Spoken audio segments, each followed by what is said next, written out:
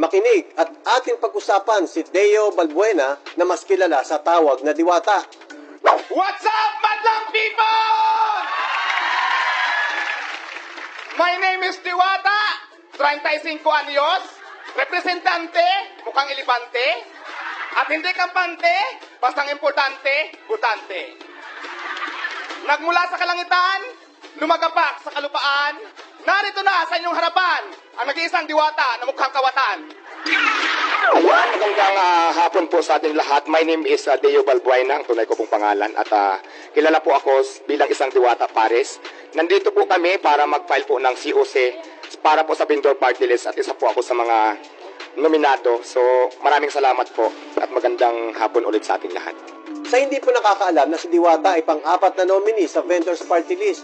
Bagamat ang bakanting upuan lamang sa isang party list ay 3. So technically, hindi po makakaupo si Diwata bilang representative ng vendors party list unless mayroon mamatay, mag-resign or ma-disqualify.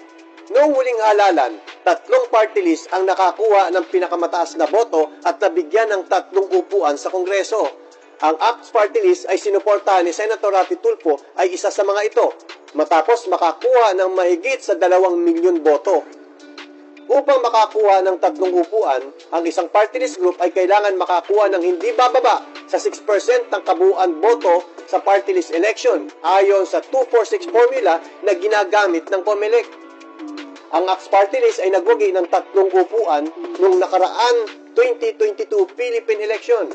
Ito ang maximum na bilang ng upuan na maaaring makuha ng isang party list group alinsunod sa batas. Ang vendor party list ay malabo makakuha ng milyong boto dahil una, maliit ang sektor na kanilang nire-represent.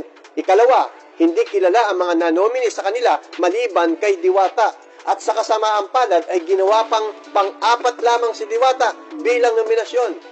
At pang ilang nominee po? Pang-4 po. Bali pang-4 po ako. Pang-4 po. Opo. At ang nakakatawa pa dito ay si Diwata ang ginawang mukha ng kanilang party list. Kung titignan nyo ang kanilang Facebook page ay makikita nyo na puro si Diwata ang nasa larawan. Kung totoo na ang vendors party list ay seryoso sa kanilang advokasya, bakit si Diwata ang pinaakyat nila sa entablado para mag-entertain ng mga katanungan ng media? May mga katanungan sa Medjanoy, no? Sige po. Magtatanong? Question, please. Dwight Lapler. Na si Diwata ay malaki ang chance na hindi makaupo bilang representative sa naturang party list. Bakit? Wala bang kakayahan ang first nominee ng vendors party list? Hindi ko tinatawaran ang kakayahan ni Diwata.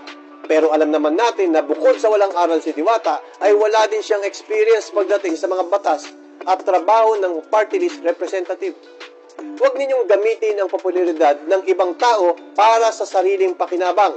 Itaguyod ninyo ng buong puso ang inyong advokasya at huwag kayong kumuha ng taong gagamitin ninyo para sa pansariling kapakinabangan. Kung seryoso kayo sa inyong pinaglalaban, ay humarap kayo sa taong bayan, lalo na kung kayo ang first nominee ng inyong party list. Maraming salamat po. Meloya po.